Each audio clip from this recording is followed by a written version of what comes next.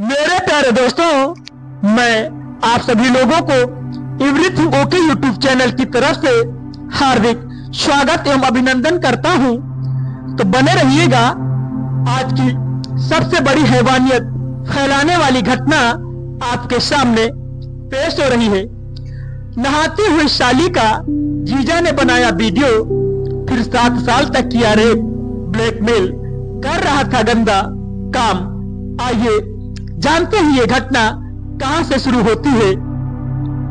ये घटना मध्य प्रदेश के टीकमगढ़ जिले के एक छोटे से शांत और साधारण गांव में घटी, जहां जीवन की लय धीमी और पारंपरिक मूल्यों से बंधी हुई है। गांव का नाम यहां उजागर नहीं करते हैं, क्योंकि पीड़िता की पहचान और सम्मान की रक्षा करना सबसे मेरा महत्वपूर्ण कर्तव्य है।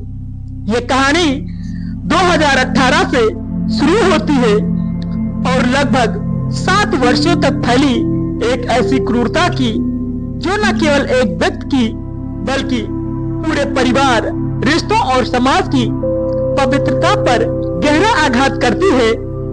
टीकमगढ़ जिला बुंदेलखंड क्षेत्र में स्थित है, जहां गरीबी, अशिक्षा और सामाजिक रूढ़ियां भी गहरी जड़ें जमाए हुए हैं।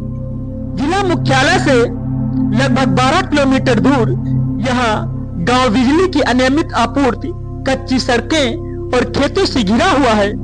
अधिकांश परिवार कृषि पर निर्भर है और घरों में संयुक्त परिवार की व्यवस्था प्रचलित है। इसी गांव में पीड़िता का परिवार रहता था, एक साधारण किसान परिवार, जहां माता पिता मेहनत से बच्चों की परवरिश करते थे। पीड़िता उस समय किशोरावस्था में प्रवेश कर रही थी, स्कूल जाती थी, सपने देखती थी कि एक बेहतर जीवन के आगे उसकी बड़ी बहन की शादी हो चुकी थी और जीजा उसी गांव या आसपास के क्षेत्र में रहता था। परिवार में रिश्ते सामान्य थे, त्योहारों पर मिलना जुलना, मदद करना, एक दूसरे के घर आना जाना, लेकिन इन रिश्तों की आड़ में एक खतरनाक छाया पनप रही थी। वर्ष 2018 की गर्मियों की दोपहर थी। पीड़िता, जो तब नाबालिग थी, लगभग 14 से 15 वर्ष की थी, अपनी बहन के घर आई थी। बहन के घर में वो कुछ दिनों के लिए रुकी हुई थी, शायद छुट्टियों में या किसी पारिवारिक काम से। घर में नहाने की व्यवस्था आमतौर पर आंगन या अलग कमरे में बनी बाल्टी से होती थी, जहां गोपनीयता का पूरा ध्यान रखा जाता था। लेकिन ग्रामीण इलाकों में कई बार दरवाजे या दीवारों में छोटी छोटी खामियां रह जाती हैं।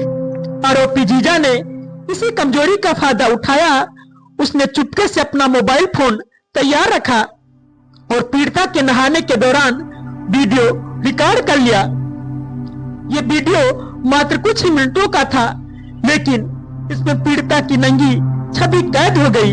एक ऐसी छवि जो उसकी पूरी जिंदगी को तबाह करने के लिए काफी थी। पीड़िता को इस बात का तत्काल पता नहीं चला, लेकिन कुछ दिनों बाद जीजा ने उसे अकेले में बुलाया और वीडियो दिखाया।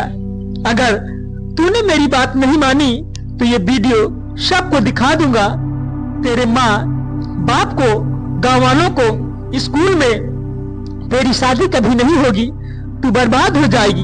ये शब्द उसके कानों में जहर की तरह घुल गए। डर, शर्म और भय से वो कांप उठी। वो समझ गई कि उसका बचपन अब हमेशा के लिए छिन गया है। इस घटना के बाद से जीजा ने उसे नियमित रूप से ब्लैकमेल करना शुरू कर दिया। शुरू में वो छोटी छोटी बातों से शुरू करता, कभी पैसे मांगता, कभी अकेले में मिलने को कहता। धीरे धीरे उसकी मांगे बढ़ती गई। वो उसे अपने घर बुलाता, बहाना बनाकर अकेला पाता और उसके साथ दुष्कर्म करता। हर बार वही धमकी, वीडियो वायरल कर दूंगा। पीड़िता रोती, मिन्नतें करती, लेकिन डर के मारे चुप रहती। वो सोचती कि अक्सर अगर किसी को मैं बताया तो परिवार टूट जाएगा, समाज में उसका मुंह नहीं दिखेगा, लोक लाज की ये दीवार उसके लिए सबसे बड़ी जेल बन जाएगी। 7 वर्षों तक ये सिलसिला चलता रहा। इस दौरान पीड़िता बड़ी हुई, उसकी शादी हो गई, एक नए परिवार में गई, लेकिन जीजा की छाया पीछा नहीं छोड़ रही थी। शादी के बाद भी वो फोन पर संपर्क करता, पैसे मांगता और मिलने पर फिर वही अत्याचार करता। पीड़िता अब पत्नी बन चुकी थी, लेकिन उसका मन हमेशा अपराध बोध और डर से भरा रहता। वो रातों रात जागती, रोती, खुद को कोसती। कई बार उसने आत्महत्या तक के विचार भी किए, लेकिन परिवार की जिम्मेदारी और बच्चे ने उसे रोका। 2025 का अंत या 2026 की शुरुआत के आसपास ब्लैकमेलिंग और बढ़ गई। जीजा अब और अधिक आक्रामक हो गया था, रुपए की मांग बढ़ा दी, धमकियां तीखी कर दी। पीड़िता अब और सह नहीं पाई।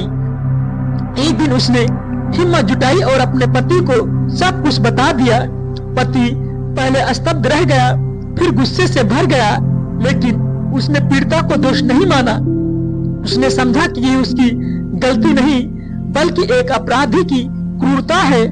दोनों ने मिलकर फैसला किया कि अब चुप नहीं रहेंगे।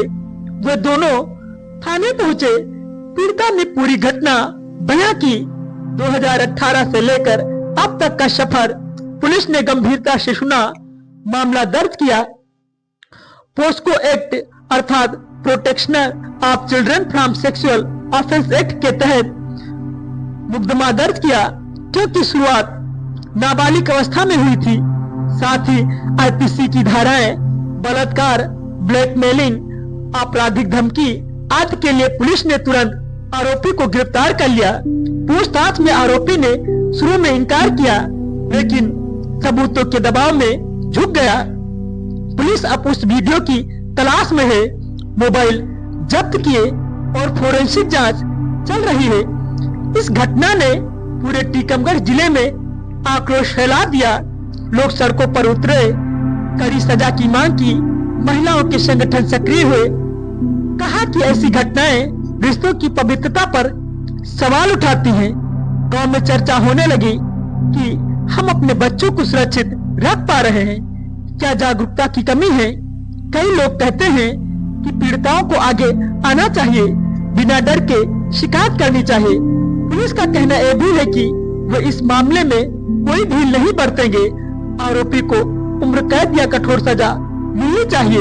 ये घटना केवल एक अपराध की कहानी नहीं है, यह उस मानसिकता की कहानी है जहां रिश्तों का दुरुपयोग किया जाता है, जहां शक्ति का असंतुलन महिलाओं और बच्चों को शोषण का शिकार बनाना पड़ता है। ये बताती है कि ब्लैकमेलिंग कितनी घातक होती है। पीड़िता को सालों तक कैद में रखती है, लेकिन सबसे महत्वपूर्ण ये हिम्मत की कहानी भी है। पीड़िता ने 7 साल बाद भी हार नहीं मानी। उसने आवाज उठाई और अब न्याय की उम्मीद है। तो दोस्तों, इस प्रकार की घटनाओं को अगर आप पसंद करते हैं तो मेरे चैनल को लाइक करें, वीडियो को सब्सक्राइब करें और thanks for watching my video.